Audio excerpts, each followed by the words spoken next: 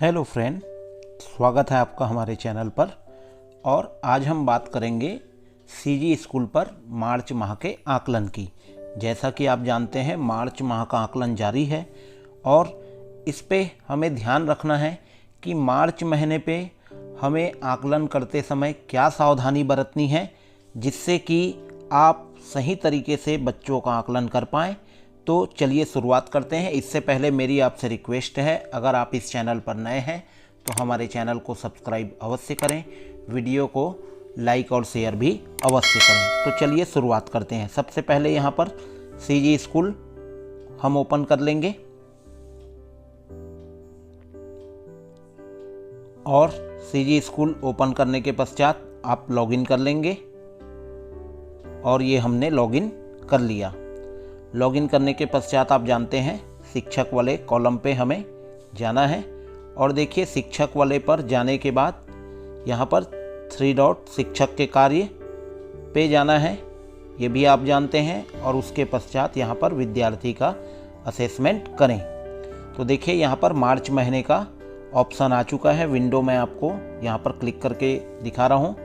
तो हमें सावधानी क्या बरतनी है ये आप ध्यान से समझिए। आपने पूर्व में आकलन किया होगा, ये कक्षा 1 का है। इसी तरह कक्षा 2 के विद्यार्थियों का नाम, कक्षा 3 के विद्यार्थियों का नाम। तो देखिए यहाँ पर हम 3 के विद्यार्थी का देखते हैं। तो ये रेट पे है, अभी इनका आकलन नहीं हुआ है। तो आप इसे भली भांति समझिए। आपको यहाँ पर मैं आकलन पंजी का एक प्रारूप भी शो कर दूंगा ताकि आप इससे समझ सकें। जैसे हमने कक्षा 3 के इस बालिका को क्लिक किया। अब देखिए यहाँ पर सुनना बोलना दक्षता हमें मार्च में आकलन करना है।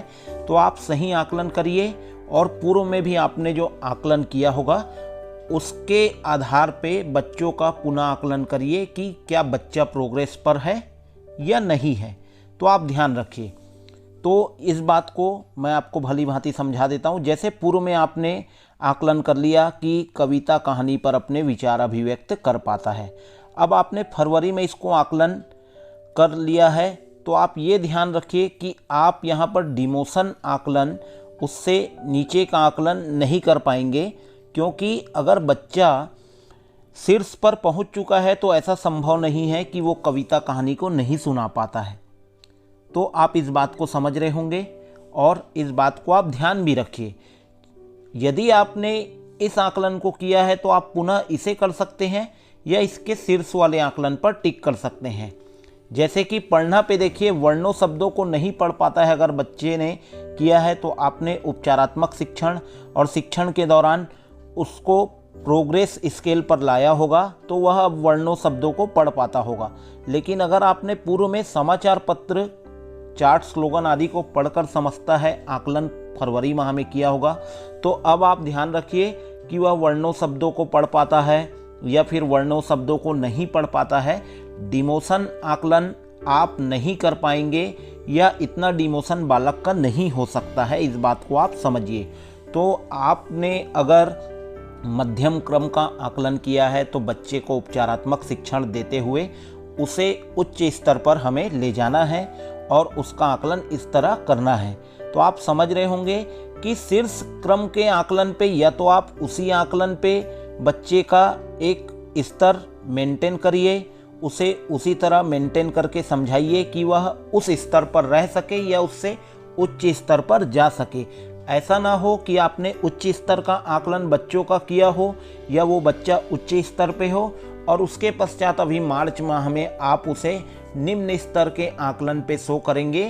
तो ये आपके आकलन की एक गलती समझी जाएगी।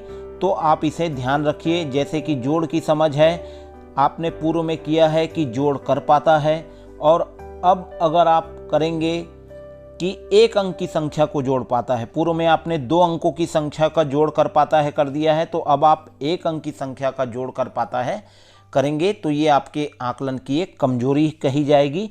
इसलिए आप या तो 2 अंकों की संख्या का ही जोड़ कर पाता है, ध्यान रखिए।